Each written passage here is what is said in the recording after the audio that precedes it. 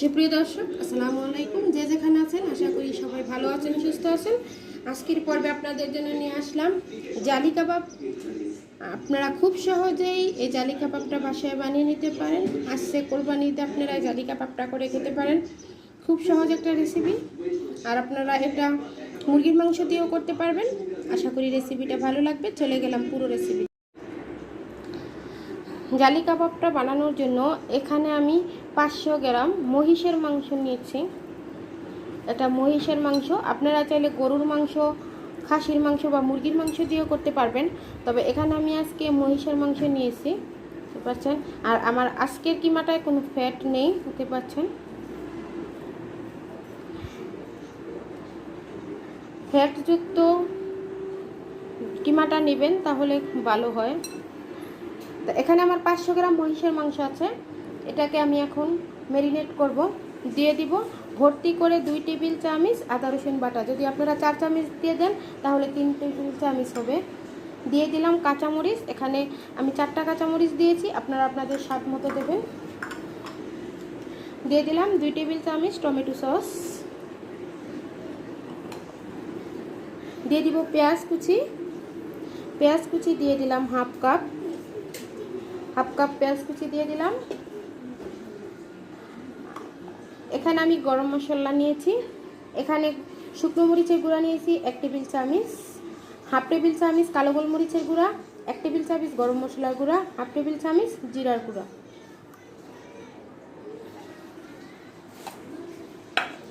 দিয়ে দিব ধনে পাতা কুচি 2 টেবিল চামচ।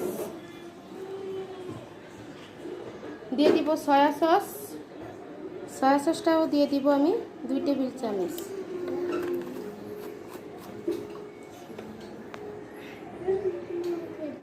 দিয়ে দিলাম হাফ টেবিল চামচ লবণ। যেহেতু আমি 2 টেবিল চামচ সয়া সস ব্যবহার করছি, সয়া সসে কিন্তু প্রচুর পরিমাণে লবণ থাকে, তাই আমি এখানে লবণের পরিমাণটা কম দিয়েছি। এখন এখানে দিয়ে দিব আমি 1 টেবিল চামচ পরিমাণ ঘি।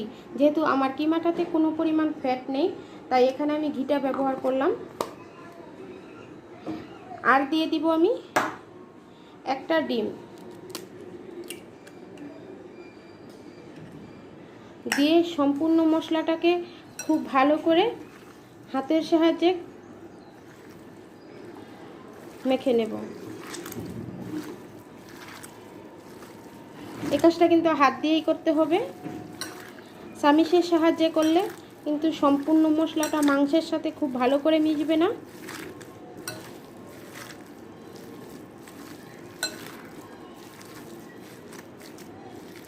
সম্পূর্ণ মশলাটা মাংসের সাথে মেখে নিয়েছি। এখন এখানে যে কাজটা করব, আমি পাউরুটি, এখানে আমি 3 পিস পাউরুটিকে ব্লেন্ডারে একদম গুঁড়ো করে নিয়েছি। আপনারা চাইলে পানিতে ভিজিয়ে পানিটা সেকে তারপর দিতে পারেন এটা, তবে আমার থেকে মনে হয় এটা দিলে বেটার হবে। এখানে আমি দিয়ে দিলাম, সম্পূর্ণটা দিলাম না, আগে দিয়ে দেখব আমার সম্পূর্ণটা প্রয়োজন কি না। যদি প্রয়োজন হয় তাহলে আমি সম্পূর্ণটা দিব।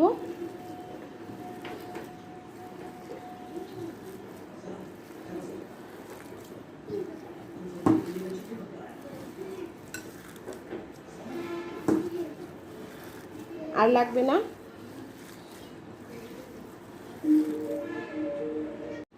সম্পূর্ণটা একদম খুব ভালো করে মেখে নিয়েছি, দেখতে পাচ্ছেন। আপনাদের হাতের কাছে যদি পাউরুটি না থাকে তাহলে আপনারা বিস্কুটের গুঁড়াটাও দিতে পারেন, বা বেডগাম থাকলে বেডগামটাও ব্যবহার করতে পারেন, দেখতে পাচ্ছেন। এখন এটাকে আমি রেস্টে রেখে দেব 30 মিনিটের জন্য। আর বাকি যে বেডগামটা আছে এটা আমার কাজে লাগবে, পরে আপনাদের দেখিয়ে দেব।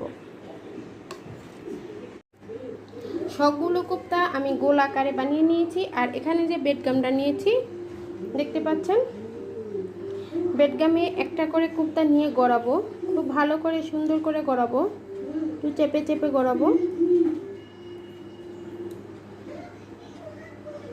দেখতে পাচ্ছেন। গড়িয়ে নিয়েছি। এখন এটাকে হাতের তালুতে নিয়ে চ্যাপ্টা আকারে করে নেব।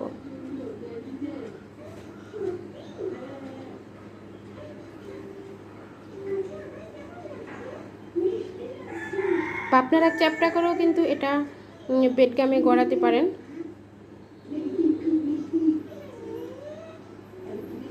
এই যে দেখতে পাচ্ছেন বেডগামে গড়িয়ে নিয়েছি।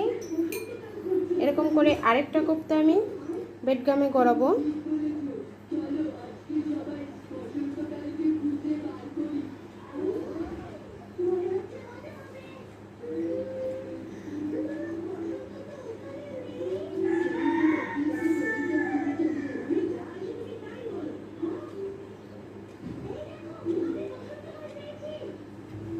এই যে দেখুন গড়িয়ে নিয়েছি। এরকম করে সবগুলা কোপ্তা আমি বেডগামে গড়িয়ে নেব। সবগুলো কাবাব আমি এই যে বেডগামে গড়িয়ে নিয়েছি দেখতে পাচ্ছেন। আর এখন এখানে চুলায় আমি কড়াইতে তেল দিয়ে দিলাম। 2টা ডিম একটু লবণ দিয়ে খুব ভালো করে ফেটিয়ে নিয়েছি।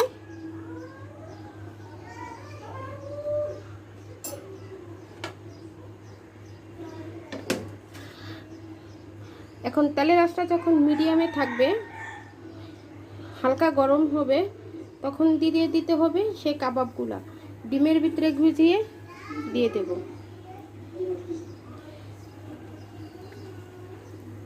আপনারা চাইলে এই অবস্থায় এখন কাবাবগুলা ফ্রোজেন করে রাখতে পারেন ডিপ ফ্রিজে, একটা বক্সে ভরে বা ডিপ্লোমা ব্যাগে ভরে রেখে দেবেন। যখন ভাজবেন আধা ঘন্টা আগে বের করে বাস ডিমের ভিতরে গড়িয়ে তারপর ভেজে নেবেন।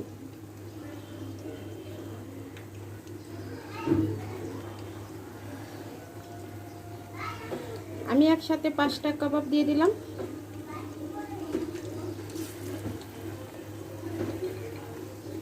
একটু মিডিয়ামে রেখে কাবাবগুলো ভাজবেন। মিডিয়ামে রেখে কাবাবটা ভাজবেন, তাহলে ভিতর থেকে মাংসটা খুব ভালো করে কুক হবে। এখন আমি উল্টে দেব।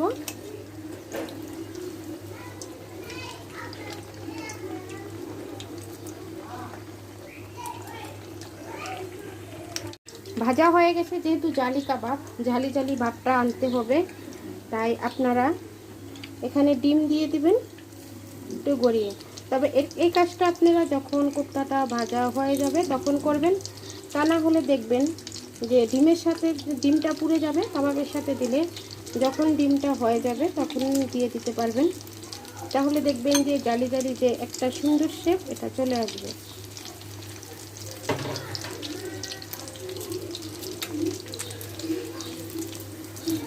দেওয়ার পরে উল্টে দেবেন, এতে করে জালি জালি যে কাবাবের একটা শেপ এটা চলে আসবে খুব সুন্দর করে।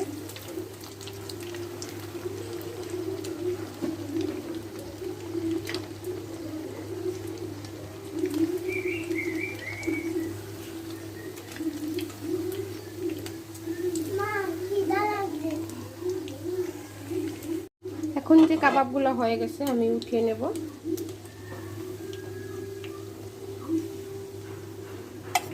এই যে দেখুন সুন্দর কাবাবের শেপ আনার জন্য অবশ্যই ডিমটা আপনারা পরে ব্যবহার করবেন। দেখতে পাচ্ছেন আমি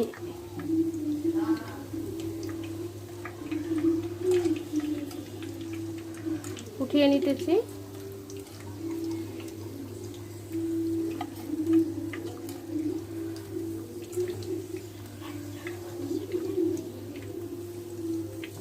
ওই যে দেখুন ভেজে নিয়েছি। এভাবে করে সবগুলা জালি কাবাব আমি ভেজে নেব। এই যে জালি কাবাবগুলো আমি ভেজে নিয়েছি দেখতেই পাচ্ছেন। আর একটা কাবাব আমি আপনাদেরকে ভেঙে দেখাচ্ছি। এই যে দেখুন ভিতরটা কত সুন্দর হয়েছে। আশা করি আজকের রেসিপিটা আপনাদের কাছে ভালো লেগেছে। যদি রেসিপি ভালো লেগে থাকে তাহলে অবশ্যই আমার লাইক কমেন্ট এবং বেশি বেশি করে শেয়ার করবেন। আর যারা আমার চ্যানেলটা এখনও সাবস্ক্রাইব করেননি আমার চ্যানেলটা সাবস্ক্রাইব করে পাশে থাকা বেল আইকনটা ক্লিক করে দিবেন। যদি রেসিপি ভালো লেগে থাকে তাহলে অবশ্যই একটা লাইক দিয়ে দিবেন। আজকে এই পর্যন্তই। সবাই ভালো থাকবেন, সুস্থ থাকবেন। আল্লাহ হাফেজ।